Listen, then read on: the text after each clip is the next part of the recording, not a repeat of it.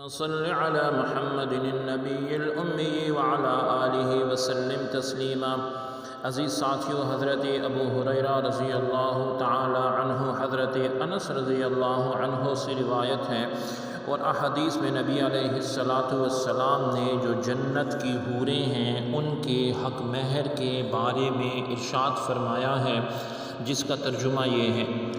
تو فرماتے ہیں کہ رسول اللہ صلی اللہ علیہ وسلم نے حضرت انس رضی اللہ عنہ سے فرمایا کہ مساجد حور عین کا حق مہر ہے۔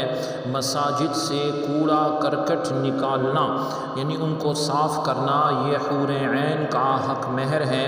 حضرت ابو ہریرہ رضی اللہ عنہ نے نبی علیہ السلام سے روایت فرمایا کہ حور عین کا حق مہر مٹھی بھر کھجور اور روٹی کا ٹکڑا ہے، یعنی صدقہ اور خیرات یہ حور عین کا حق مہر ہے۔ پھر فرمایا کہ تم میں سے کوئی فلاں کی بیٹی فلاں سے کثیر مال پر شادی کرتا ہے اور لقمہ اور کھجور اور روٹی کے ٹکڑے کی وجہ سے حور عین کو چھوڑ بیٹھتا ہے۔ حور عین کا مطلب ہے جنت کی وہ عورتیں عین جو بڑی بڑی خوبصورت آنکھوں والی، یعنی ان چیزوں کا صدقہ کرنا حور عین کا حق مہر ہے۔ حضرت ثابت سے روایت ہے، وہ فرماتے ہیں کہ میرے والد رات کی تاریکی میں اللہ تعالی عز و جل کی رضا کے لیے عبادت کرتے تھے۔ وہ فرماتے ہیں کہ ایک رات میں نے اپنے خواب میں ایک عورت کو دیکھا جو دوسری عورتوں سے مختلف تھی۔ میں نے اس سے پوچھا کہ تم کون ہو؟ تو وہ کہنے لگی حورا یعنی اللہ کی بندی۔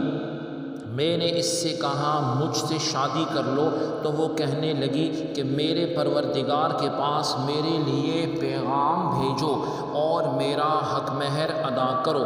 میں نے پوچھا تمہارا حق مہر کیا چیز ہے؟